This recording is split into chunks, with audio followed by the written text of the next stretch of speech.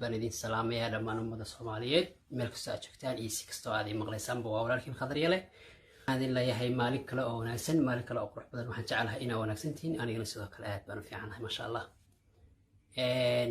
xaaladuhu waa iska soo daba dhacayaan hawluhu waa iska badan yihiin dhaleecadaha socoto warku waa intii la doo waxaan maanta u soo galay anigoo aan jeclaa inaan sheekada sii wadwadin wala farxiye kaba yare fanaanadeeda qaaliga ah Allah yibaarik in halkan ka iraahdo laba eray shalay waxaan soo duubay video raaligelin ah oo arrintii oo dhan aan ku soo afjaray oo aan totally bas aan jeclaysta inaan kusoo gabagabeeyo ma sha Allah dadkii inta badan caqliga lahayd intii wax fahmi kartay intii mataqaanaa la oran karo waxa weeye bulshada hormuud bay u yihiin way ila qaateen barnaamijkaas way igu soo dhaweeyeen wayna iga mahadcelin aad baan ugu mahadcelinayaa anigana dhankayga waxaan idin leeyahay thank you very much farxi kaweer hal mid baan leeyahay kula kaftamaya kaftan ka soo horta waxa sharaf ii ah ama aniga maqaam sare ii muujinaysa ama ii sameynaysa micno in maanta fanaanadeydii weyneeda qaaliga ahayd fanaanadeeda aan taageeri jiray anigoo inta ka yar aniga oo dee yacni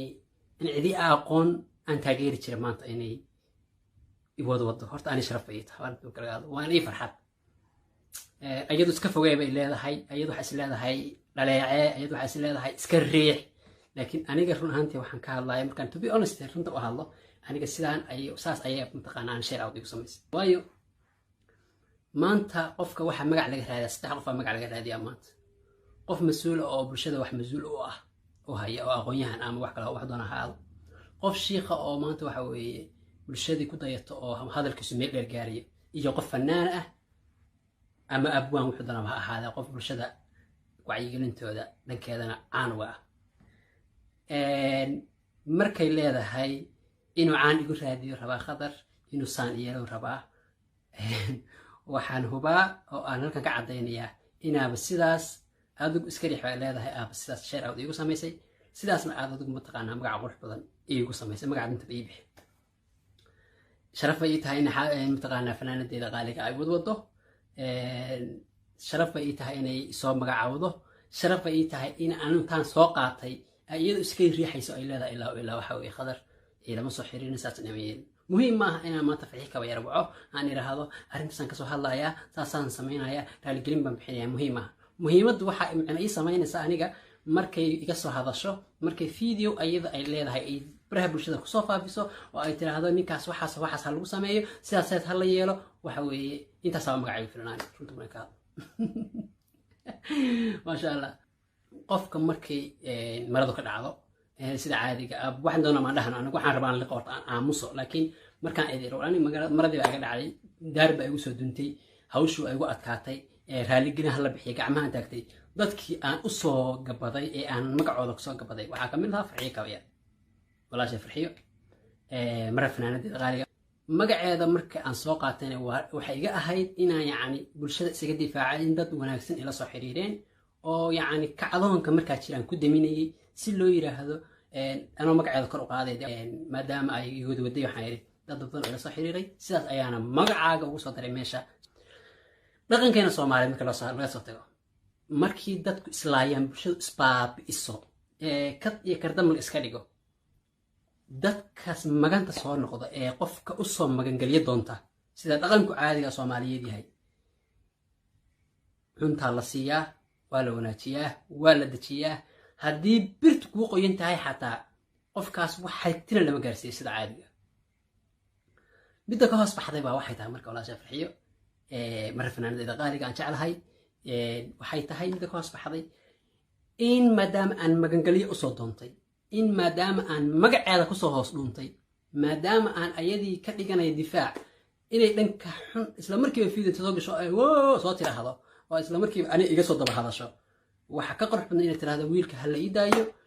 sharaf iyo ciisi buu mudan yahay arrintaasna way dhamaatay anna waa ka soo hadlay asna waxa weeye si sharafan iga soo hadlay marka hawsha halkaas ku dhamaatay gabadhaas walaashay iyo hawshiisa iyo wiilkaas sida looga dhamaado taasa sharaftu ahay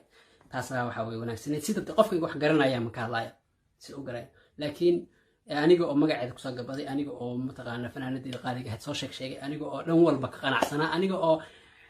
ay sharaf ii ahayd maanta inaan farxiye kaba yar magaceeda soo qaato inay isla markii iga soo hadasho tiraahdo video iga soo duubto tiraahdo baba ay xagga ka dhacaysan fanaanadeeda waa tahay waa ku jecelahay baraha bulshada waxyaalaha aad isoo marinaysid aniga wax dhaawac ima geysanayaane magacayga ayaad ilaa hadda sii weyneynaysaa oo sii laba jabaaraysaa waana maanta bulsho cusub iyo dad cusub baana isii baraysaa farxiyo maasha allah wallahi waa wax yar wax maana ku qaaday maanta hadda anta xataa aan isku nimaano halkaan aanu feer isu duubano ila laba nin baynu nahay ximiyaha masasa dhahnaa inaan waxa dhiba aana kaa dareemeyn maasha allah waxa ku soo hartay arrinta ah magangelyada qofka hadduu kuu soo magadu gacmaha taago oo yiraahdo arrintan waxa weeye qofkaasna saas waaye ha laga dhameeyo dee in wax loo sii wadado aan garanaayo Soomaali weyn Soomaaliya marka waxa weeye si daaya dad baa waxa weeye islaaya dad baa gabdhaha yaryar oo 3 jir ah kufsada yani waxyaalaha dunida ka dhacay anigu qof ma dilin qof ma dhaawicin arrin socotay baan duub u liqay raali gelin baan ka baxshay waana ka dabaashay inaad sii wadaan ay xagataan mutaqaanaa jiidaan micna ay sameyn mas-uul kala ma idin sameeyay yani xigmad aan kaga dhamaanaysa ala ay xaal gabagabadi dhalinyarada kale oo soo wadwada oo sheegay wadwada waxaan leeyahay hawlihiina iska wata saaxiibkii Shiina culo uu ka yahay Shiina waxaan leeyahay Shiina walaal qaali aad baa maasan tahay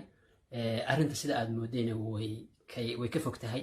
baasaboor iyo arrimaha iyo nin gurigiisina ka sheekaysin ee waa ku maangaabnimo sida xaqiiqda ah bowda rag maalin mid baa banaan arrinta sida aad ku wada ka jooji rag waxa weeye inuu isku tunto oo guriyaha hoos loo dhaco anu maanta gurigaaga inta soo gal kama sheekayn karee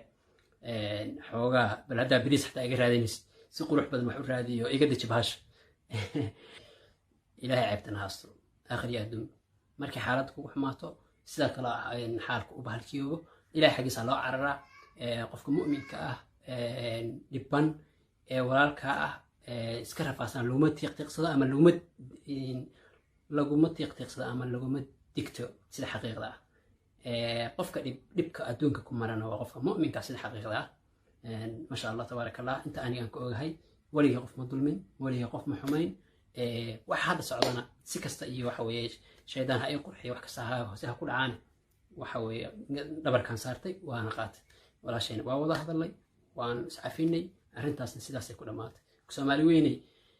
ha iscaabeynina oo idinka hawsha ha sii balaarinna way dhamaatay hawshaas iska gabagabeeya dadka wanaagsan ee taageerayna waxaan leeyahay abaal bir ah abaal buur ah abaal bad iyo dheeraada nin bilada aniga iigu maqan beerka ka ogsoon inta wanaagsan oo wanaag ay ku taageertay waxaan leeyahay wada jeclahay ilaahay haydi sharfo ilaahay haydi ciseeyo waxay sharaftu iyo karaamada iyo kalgacalka aad ii haysaan waad ku mahadsantihiin inta ay dhinac martay inay mataqaana arrintan si ilaahay garasho leh damiir le ay mataqaana u falanqeeyaanna waxaan leeyahay arrintan waa ceel dheer oo u baahan biyaha ku jira yacni raqaska hoose ee biyuhu markay ceel ku jiraan ama ay baraa ku jiraan inta kore waa nadiif inta hoosena waa raqas waxaa la yidhahdaa biyaha dhoobadii noqday oo wasakhoobay oo yacni bahalkiisan inta la kala saarayo biyahaas raqaska iyo biyaha nadiifta ana waqti bay qaadanaysaa marka waxaan leeyahay arrintan sida aad u soo xiray aan u duuduubno sida aan u soo gabagabeeyay aan uga dhammaano maanta oo in la warramo oo la sheekeeyo khadar baa hebelow saan yeelay khadar baa xaggan ka dhacay wax micno ma samaynayso waxa micno inoo samaynaya aan iscafino binaadamku waa khaldamaa wax waara ka dhex dhacaan حتى هدي أنا خلط كل هاي أنا قال إيه خلطني هاي أنا قاطع وايد محمد كذي وايد حاول عاي مشكن حابار مشكن يصير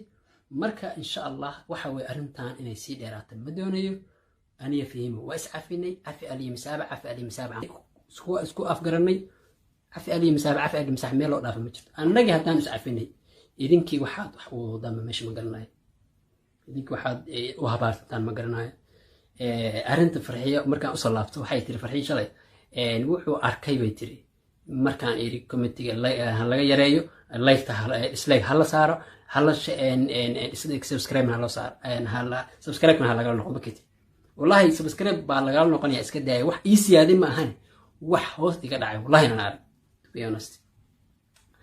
waxaan aaminsanahay kor u soo cadaan dareemayaa marka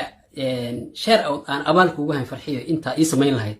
arrinta aan asiga faraha uga baxay balaqaad nin gurigiis inaan ka sheekaysin waxa weeye adoo fanaanad Soomaaliyeed adoo fanaanad qaran ah adiga oo yaa magac dheer bulshada ku dhexlay inaad wiil yar oo walaalkaaga maanta hadba meel ku xagatid wax micnaa ma samaynayso runtii fanaanadeyda waa tahay sharaf bay tahay in ay wadoodid sharaf bay tahay in ay iga sheekaysid sharaf bay tahay xumaan iyo samaanba in aniga ma taqaana wax iga sheegtid taasaaba sharaf igu filan waayo maanta markaan iraahdo maanta markuu Sheekh Mustafa iga soo hadlo waxaan dareemayaa Sheekh Mustafa markuu iga hadlo maanta qof bulshada ka sheegan baana markuu maanta iga soo hadlo aqoonyahan samatar oo kale iga soo hadlo bulshadii baan ka dhex muuqanaya waa qof hadal soo dhageysanaya maanta markuu fanaaniinta weyn mid kamid iga soo hadlo Xasan Aa Samatar maanta iga soo hadlo